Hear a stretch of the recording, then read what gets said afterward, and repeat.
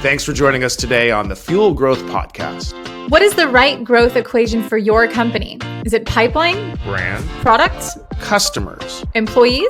Join us as we interview CEOs, entrepreneurs, and seasoned executives to explore what it takes to propel your business into growth. Joining us today is Bret Piatt, CEO of CyberFortress, a global company providing data backup services built for the world's best recovery.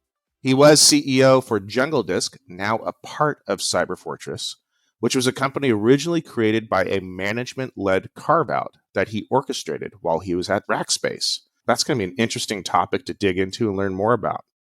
Yeah, thank you for joining us today, Bret. Yeah, Lizzie, Clint, excited to be on the program. Yeah, Bret, looking forward to getting to know you better.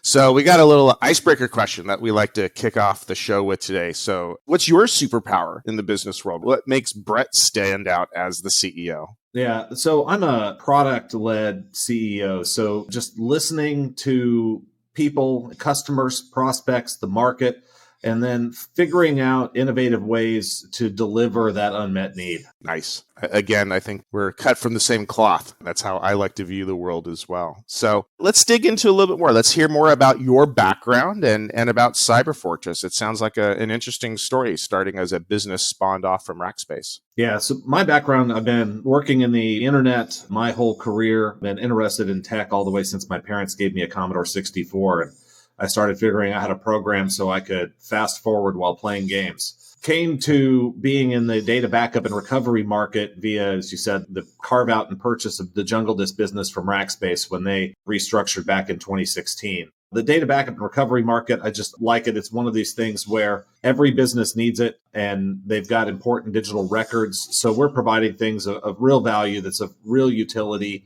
It's a durable market. And the thing that I enjoy is that everyone thinks that maybe backup is kind of boring. It's simple. Isn't this a solved problem?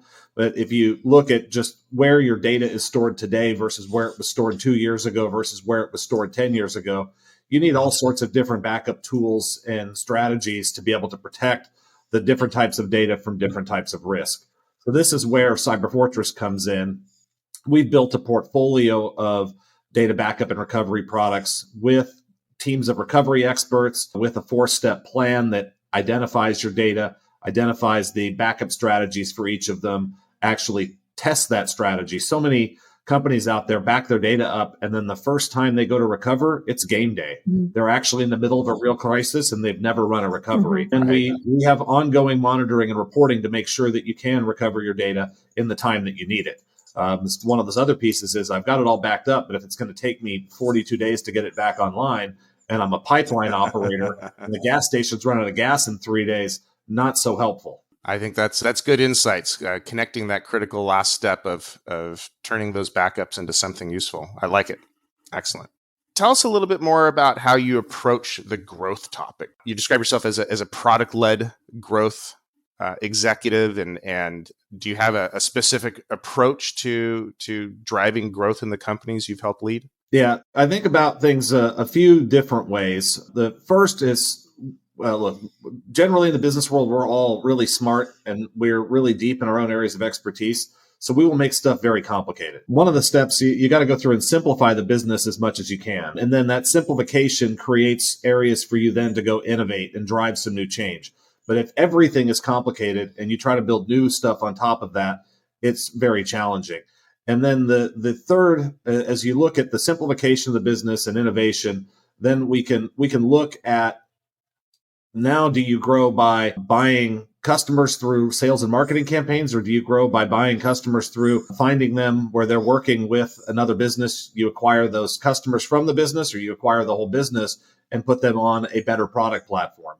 If you do acquisitions and you have a better product platform, things can go real well. The times where I see acquisitions struggle and fail is where you've got a company that has a great product gets acquired by a company that doesn't have a great product, and that company that doesn't have a great product won't innovate in the future to make a great product. So then the customers end up leaving because the product that they had that was wonderful is no longer going to be great. If we dig into that first step a little bit more, Bret, you had mentioned when we were chatting that one of the key things is identifying the customer's real need. I'm very interested to know, who do you find are the interviewers in those feedback rounds, if you will? Are there certain types of experts or maybe people in specific roles that are most equipped to have conversations with customers? Or do you think anyone in the business can simply engage with customers to learn from them to understand what their actual real need is? Yeah, so it's one where I think you actually have to have a mix of different types of folks doing interviews with customers. So if you have deep product experts doing interviews with customers, they're going to have their baggage of their knowledge of what can and can't happen inside the industry. They're going to have their specific kind of slant and take on the way that they go ask questions. So it's one where I think if you have deep technical experts listening to non-expert interviewers, you may actually end up with better scenarios. So we work through and try to have a number of ways to get out there to talk to folks and listen really to what they're saying. Now, as like folks will say that you don't ever end up with an iPhone in that manner, but I think if you look at that true breakthrough innovation, you can get true breakthrough innovation by listening to customers' problems. You may just have to convince them that the solution is a phone without a keyboard.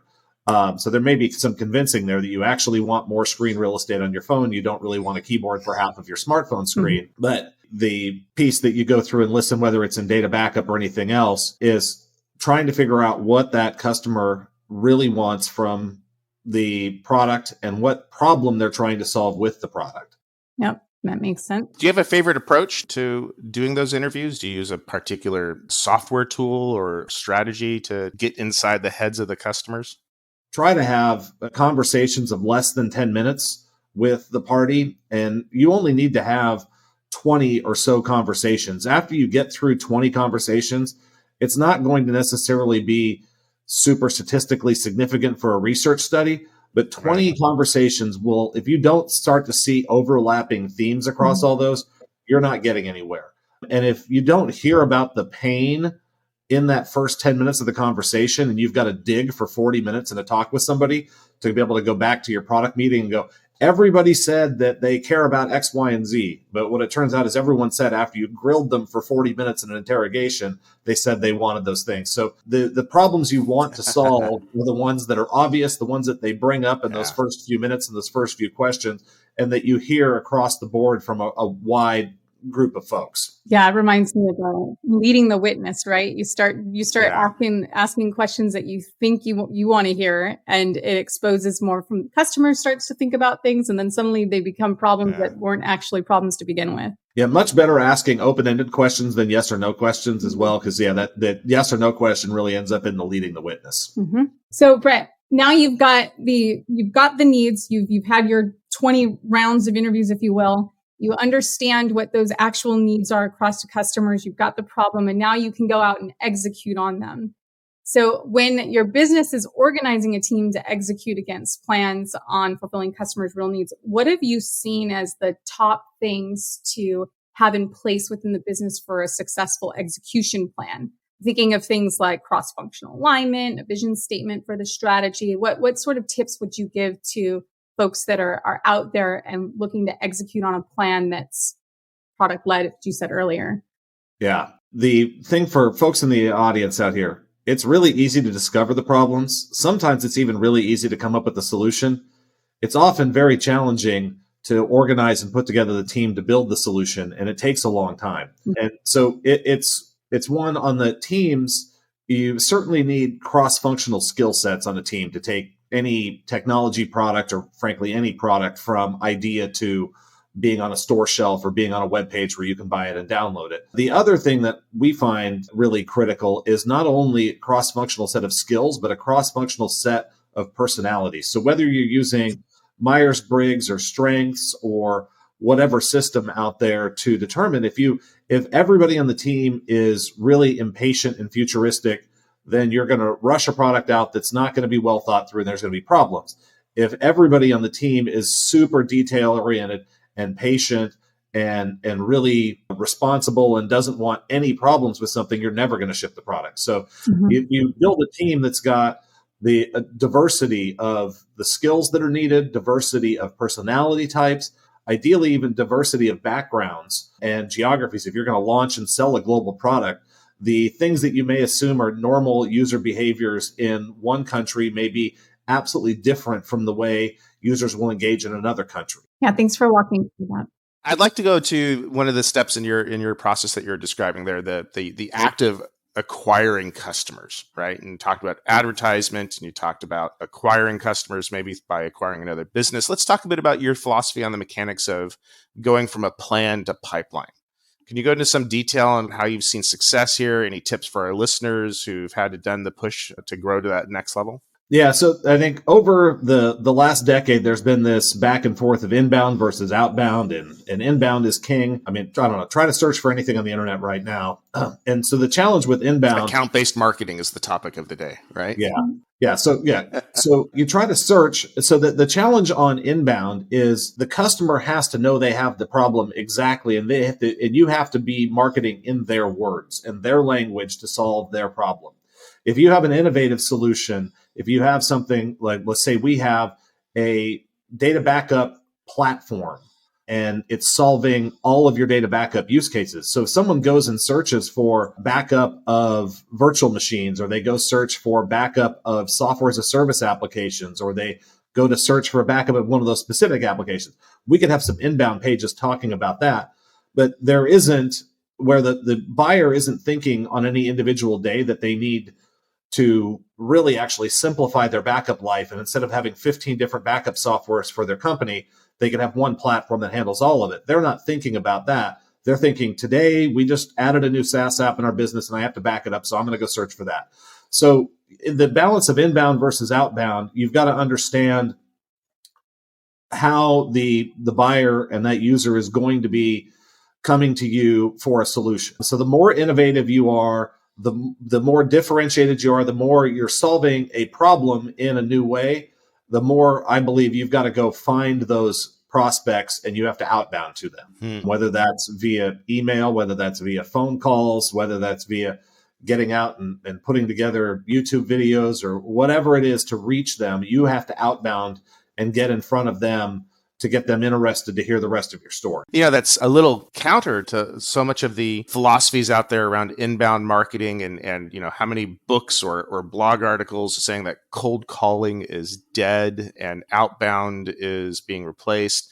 It sounds like you're saying, no, it needs to be a mix of the two. Yeah, I think absolute pure cold calling is dead. I mean, almost none of us answer our phone anymore. We may answer text messages that come in, but even those are getting spammed at us these days. Yep. So you have to be able to do something to establish trust and credibility in order to be able to outbound. If you don't have trust and credibility, they're not going to answer that outbound phone call. It's like if you are an executive and a brand new research firm that you've never heard of calls you and says, hey, we would like to offer you 30 minutes of free advisory work on your business and your competitors. You're probably going to ignore that.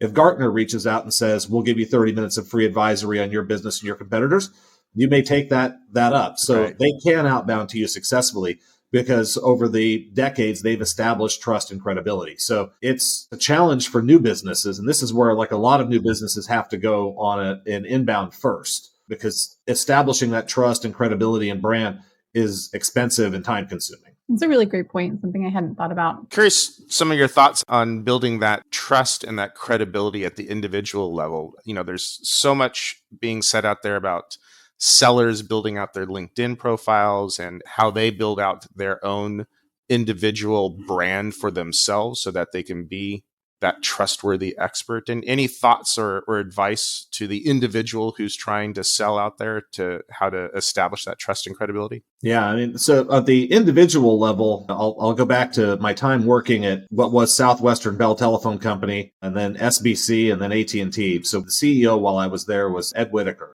And we had one core value as a company back then, which was talk straight and follow through. So I think if you're going to build personal credibility with folks, they're coming to you to hear things in a straight, clear, and candid manner. And if you say you're going to do something for them, if you follow through and get it done, then you're going to be able to build that credibility over time. And from a profile, and I mean, everybody's an influencer at this point. Everyone is an expert in whatever their field is. I think it's pretty hard, again, to build out a LinkedIn profile and put something up that's going to be differentiated from the 100 or 1,000 or 10,000 other people claiming the same things you're claiming. So the relationships are built one at a time. Networks are built one at a time. And I think we've been doing relationship-based selling and relationship-based marketing forever, but even before the internet. I mean, you have salespeople that work and they might sell to Walmart as an example. And maybe they were working for a breakfast cereal company for a decade, and they sold to Walmart and they sold breakfast cereal to Walmart. The network that person has isn't a breakfast cereal network. They know how to sell to Walmart. They know how the shelf space works there. They know how the buying process works. They know how the shipping and fulfillment center process works. So if you were going to launch, a new tennis shoe company, and that breakfast cereal person was the most successful at selling to Walmart, you can go hire that person, and I'll bet they can sell tennis shoes to Walmart. So this is one as well where you're looking at some of this relationship-based marketing and selling. You don't necessarily need an expert in your industry. You may need an expert or that group of customers. And it's much easier to train them the details of your product or even your industry if they're already an expert in the customer. It's very hard, I've found, to, even if you can train somebody to be an expert of the customer, they don't have any of those networks and relationships. So it's back to that slow, long piece of building trust. That takes much more time than becoming a product expert. Got it. I've thought often about the title of that business development rep, the sales development person, that outbound, inbound person, that person who's connecting with you for the very first time, who's typically somebody very young in their career, maybe right out of college, just getting started. Any thoughts on that person, how they get started from the absolute scratch, maybe even their title? I know I react to certain titles differently when that young person is trying to connect with me to sell something to me. Yeah, I think that outbound, the SDR role, the sales development rep, or whatever you want to call them, it's a very challenging one, because if they're working for a large company with a very established brand, then they may be able to get through those initial filters. But if you have no personal network and no personal history, and you don't have an established brand that gives some level of trust or credibility, it's very difficult for those early career people. So this is one where, as much as a product-led, and especially in the tech industry, if you've got a real developer-heavy founder team where you've put together a great product, you're going to have to go sell. You're going to have to go sell for the first 100 customers. You might need to go sell for the first 1,000 customers. And even after that, you may need to make the first intro email and the first intro call to get that SDR a warm handoff. I can pick up the phone and call lots of people that will answer my call that sales reps in my team will not get their phone call answered. So it's one where you've got to go balance some of that executive time with the upfront of the sales process, because if you can get that initial, if right now you only have a 2% response rate, and you can have a 20% response rate by having your executive team members make those outreach to their network, if those are your target customers, that can be a game changer on the top of the funnel. Mm-hmm. What you just described there, I've heard others call founder-led growth, which is when you got that company just at the early stages and you don't have that credibility necessarily in the marketplace yet because you're brand new. Getting that founder, getting that CEO, getting that executive in that front spot of pole position, if you will, of initiating the dialogue and then doing that warm handoff. I've seen that work actually very effective. We used to do that at the beginning of my own company in the early days. I did a lot of cold calling because people would respond to my title, right? And we didn't have a name in the marketplace yet. So that resonates. That really makes a lot of sense there. Let's shift gears and talk a little bit about CyberFortress here. Kind of an interesting story, starting off as a management-led carve-out from Rackspace, and then it sounds like you did a merger with another company.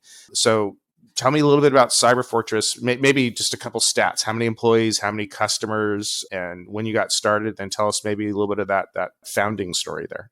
Yeah. So CyberFortress, combination of 4 data backup and recovery brands that have been around for quite a while. So going back, the Live Vault is the kind of most mature brand out of the 4. Live Vault had one of the first disk-to-disk backup solutions in the market. So everyone else was backing up to tape. The name Live Vault you were backing up to disk. And so that product, like, it's got a 20 plus year history of serving things. If any of our listeners want to go look at YouTube, you can look at John Cleese and Live Vault, and he did a really funny Monty Python style skit for them about the Institute of Downtime and Backup Recovery out there. And then you go to the Jungle Disk, which was one of the very first cloud-based backup solution. It was the name Jungle, Amazon, the disk, hard disk, but it was taking Amazon's cloud and turning it into a hard disk that you could back up to the Amazon S3 service. This was even before they launched their EC2 service. They didn't even have their compute service at this point.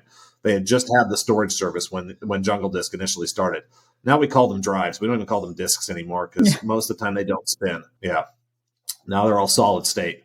So, and then some of the other brands in there, Keep It Safe was one where there's a lot of folks out there selling backup software, but many customers don't want to buy backup software. It's like they want to buy backup as a service. So Keep It Safe took a number of industry-leading backup software, turned those into a fully end-to-end managed service with teams of recovery experts and all of that. And then Offsite Data Sync, another managed service specifically for the Veeam product. So that was the way we added that in. And so the combination of all four of those became CyberFortress in July of this year. And I'm actually headed out to Ireland shortly after this recording so that we can do the rest of our global launch here before the end of Q3. Beautiful. That's exciting. So how big is the company? Can you give us a couple metrics to understand the size of those four companies pulled together? Yeah, so we're over 100 employees globally, more than 50 million a year in recurring revenue, and looking forward to getting out there and going and growing some more. We've got more than 10 data centers. We use some big cloud platforms, but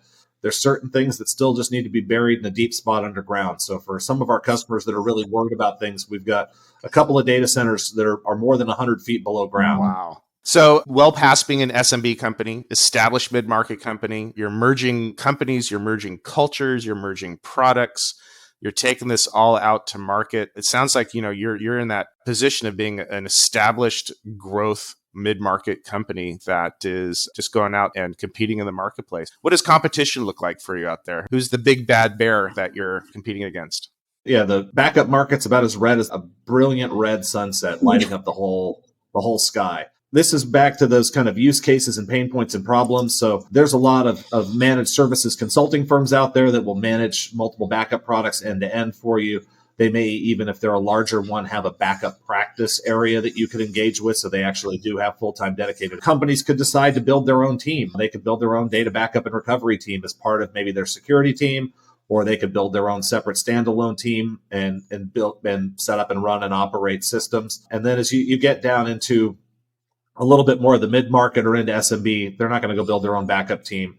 The big consulting firms are not likely to engage with them. So they might be working with a managed service provider that has a backup offering. So that backup offering for that MSP might actually be my product. So we're out there, and this is the area of co-opetition.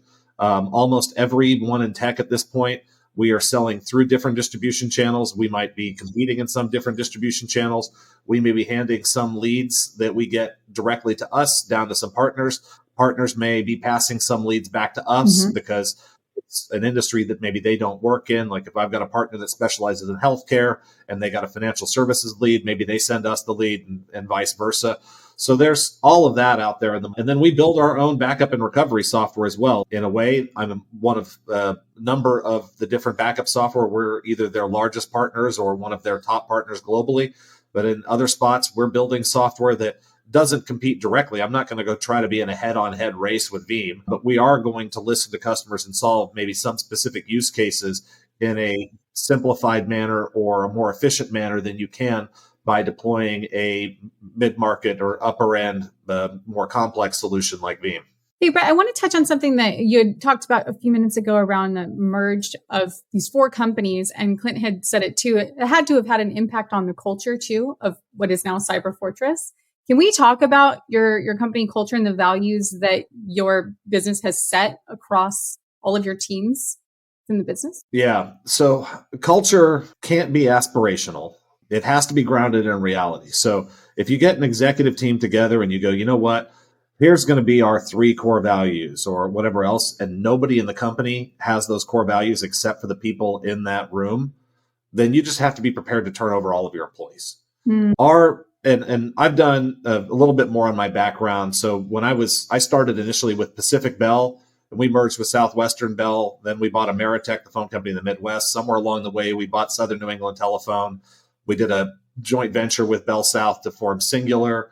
At some point, then we bought Bell South and merged that in, and then we bought AT&T, and it all became AT&T again, except for the Verizon group, which is the other half of the phone companies. So in that spot, we were doing mergers and team restructuring all the time.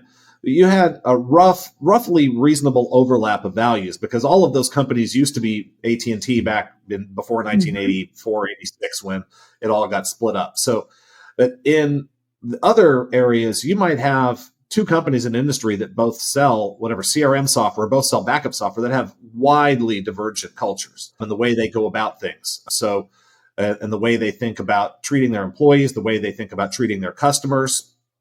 And so with that, I think when you're going through a potential merger, you have to think about that culture piece in a big way. And that's got to be part of your planning to understand, are you going to have something that is very similar, that's going to be a good amount of overlap, where people, if they can look at 4 core values and go, you know what, 3 of those really fit, but this 4th one, a little bit of a stretch for me, but now that you've called it out, I can exhibit that behavior more often, you're going to be fine. If folks look at your core values and think 3 out of the 4 are garbage, or those are things that I'm never going to do, then that's the level of analysis you kind of have to go through and do before you put that stuff together. Now, I also don't believe you can just ignore culture and allow each of the different tribes to have their own culture. If you do that, you don't have one company, you have a holding company. You don't certainly have one brand or one business. And if you do unify the brands like we did with CyberFortress, and you have one pocket of people that behave one way and another pocket of people that behave another way, it's just as bad as like using Arial and Times New Roman font together on your website. Like, they're not going to look the same. Life's not going to feel consistent with your customer. They're going to look at stuff and go, something here doesn't add up. So you have to have a common culture for customers because they expect consistency from that brand if you have one brand. So you said something you had asked, it sounded like you were asking yourself, can I exhibit that behavior? Are you asking as an executive that in more of a top-down approach where you exhibit it first and then it trickles down through to the rest of the organization? So I'll take one of our core values. So one of our core values is to act on the truth. So that core value basically means if you get data and you get information, even if it's uncomfortable to confront it, you have to confront it and be able to willing to make the decision and take action based on that truth. I like that. For some folks that might normally be more hesitant, they might want to hide from the data, or they might want to go, you know what? Well, this first set of data doesn't add up with my worldview. I'm going to go pull a second set of data. You pull a second set of data and you're like, oh, it still looks the same. I'm going to go pull a third set of data. So at some point you have to be willing to go move and act. And so this is like, if you call this out, and if people do it sometimes, it's much easier to go from a sometimes to I'm going to do it exhibit it on a regular basis. If someone is so grounded in their own worldview that no matter how much data they get presented with, they're never going to change, then you don't have a team that's acting on the truth. And if someone's never going to exhibit the behaviors of one of your core values, then you need to manage that. Gotta let them go. Yeah. You got to move on. You know, everything you're saying is resonating with me in the world of mergers and acquisitions. You have to integrate those cultures. You can't avoid the hard topics. You have to go at them. You have to resolve them. And in the end, you know, some people might not fit into the organization of the future, right? And if you try and ignore that or pretend it's not happening, you end up with cultural terrorists inside the organization who just create big bombs, right? And you have to get ahead of that. You really do. Yeah. And then for anyone in the audience listening, if you're a larger company doing product add-ons or kind of tuck-in acquisitions, those sorts of things. So, and you want to keep the founders of that business engaged because those founders are brilliant in the industry and they're going to be super valuable to you as a bigger company. So my one tip on this is you have to evaluate how companies make decisions. So if you could draw a triangle in your head right now, and on the triangle at the top, you have I'm going to call it benevolent dictatorship. So where you've got a leader that is making the decision. They've got supreme decision-making power. Their decision goes and it's always correct.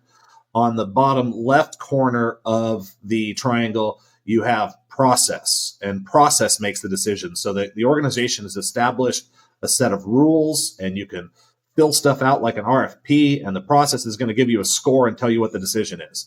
And then you have relationship-based decisions where everyone gets together and discusses until you reach a consensus, and then everyone buys in the decision, you move forward. So because effectively what we all do at work every day is make decisions. And if you have two cultures that come together with a very different decision-making process, and people don't want to change the way that they're making decisions, or they aren't comfortable with being closer to one of the other areas of the corner of that triangle, you're going to lose those people. And very often you see these innovative founder-led that are benevolent dictatorships. Those people are brilliant. They're making great decisions for the benefit of the organization, but they get into a larger company that is very rules and process based, where the executive team establishes governance and standards and policies, and everything feeds into those. And decision is now made by the policy. The founder is going to get impatient and they're going to quit and leave. And you can just watch it happen over and over and over in these larger acquisitions. Or if you get to an organization that is much more collaborative communal culture than it is that top-down decision-making culture, similar spot there where things will break down. Wow, all this is a great interview here, great session. I'm really enjoying all of this. Let's shift gears here for a second. I think you've kind of maybe hinted to it a little bit, but tell me about the 3 mistakes that you've made in your career and how you recovered from them, and any advice you'd give to our listeners along those lines. Okay, so let's see. We'll go through 1. So as a kind of upcoming engineer or product manager or salesperson, if you don't have the buy-in of the organization, even if you think this is the greatest thing for the company in history, you can go get it all figured out and then it can all land flat. So there was one spot early in my career where I went to sign up a big sale that would have lifted the company's revenue by almost 30%, and pretty low risk. It was going to be a profitable sale, but it was kind of a bowling pin adjacent to what we did right now. And I figured out as a product thinker on how we would line up some partners to help us execute some of the pieces that we couldn't do internally, but we would kind of solve the problem for the customer. And had it all figured out with the customer, had everything figured out, went back to the founders and they said, nope, we're not doing that. And for me, in my role there, like that would have been a role where I would have, that commission kind of on that would have doubled my pay for the year. Instead of doubling my pay, it wasted a whole bunch of my time and really set that customer up then for a spot where we couldn't fulfill the thing that we had designed together. So bad for the customer there and bad for the other.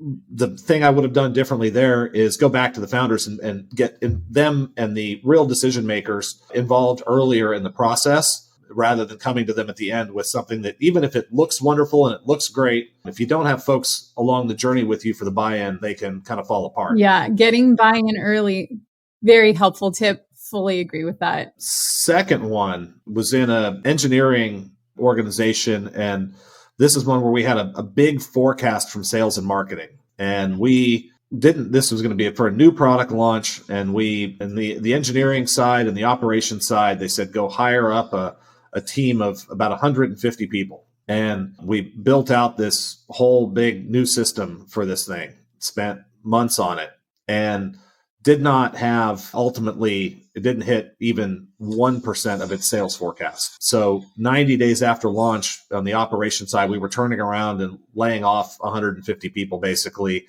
and then taking the whole platform we had built, trying to figure out how we could roll that back into another product offering. So again, that was one where I spent a year of my career on a project that we hit all of our goals and milestones, but they were the wrong goals and milestones. And it was not good for all of those people that were on that team, that we all had to go either find other jobs inside the company or we weren't there anymore. And so I think the lesson on that one for me is, like, if you're going to go be part of something new, don't be afraid to ask the hard questions up front and to find out, because I wasn't new enough to really, or I was too new in my career. I wasn't really the sales and marketing folks said, we're going to sell this, we're going to go sell this. So I'll go build it. I'll help hire up the team. But I think that needs to be a believable story. And I think even regardless of where you are in the organization, you should have the right to ask hard questions and you should be able to get answers that are believable. And I would get the heck out of there. And then let's see, you asked for 3. I figured you had a third. Yeah. This will go for the strategic impatient types. Well, there'll be a few of those listening to this. Just because you can see the finish line doesn't mean everybody else is going to get there with you. So if you have this vision and other folks are not understanding it, it doesn't mean that they're stupid. And you shouldn't tell them they're stupid because they don't see the finish line right away. They're just thinking about things differently. So if you'd like to lose your team, you'd like to lose an organization, you just want to turn over the whole thing. And like Clint said, go hire a team of whole people just like you that'll have a whole separate set of blind spots. Feel free to bulldoze. And I've bulldozed on a couple of projects in my life where maybe we got stuff done, but by the end of it, the team was a mess. And the long-term sustainability of that was a mess as well. Wow, I feel like you've had a view inside my head. I think I've suffered that last one myself a couple times. Well, I've enjoyed the sport analogies today, Bret. Thank you. It's been awesome having you join us and share your lessons and your strategies. I have a very hard question on the topic of hard questions earlier. Where can our listeners learn more about you and CyberFortress? So if you'd like to get my views on, macroeconomics and maybe some data backup stuff every once in a while, you can follow me on Twitter, BPIATT. I post a little bit on LinkedIn. You can find me on there. CyberFortress is just as you would think it is, cyberfortress.com. And then with us getting this merger and the brand launch, I'll be back out around the world. As I said, I'm headed to Dublin, Ireland for a Tech Connect. So I'm going to talk there about cybersecurity and artificial intelligence and how that's going. So stay tuned. If you do enjoy listening to podcasts, I host a program called Cyber Talk Radio. It's out there. We'll probably get that started back up again after COVID. We shut it down right at the start of COVID, but I think it's time to get it back. I enjoy having the guests in the room with me. So I'll be, while I'm out on the road, I may interview some folks out there, or while we can get people into San Antonio, Texas, where I live. I'm happy to get them down to our studios so that we can have some good, fun conversation about all things cybersecurity. Very nice. It's been an absolute pleasure talking to you, Bret. Yeah, enjoyed it, Clint and Lizzie. Thank you. Bret, it was a real pleasure. Lots of great lessons in there. Thank you so much for your time.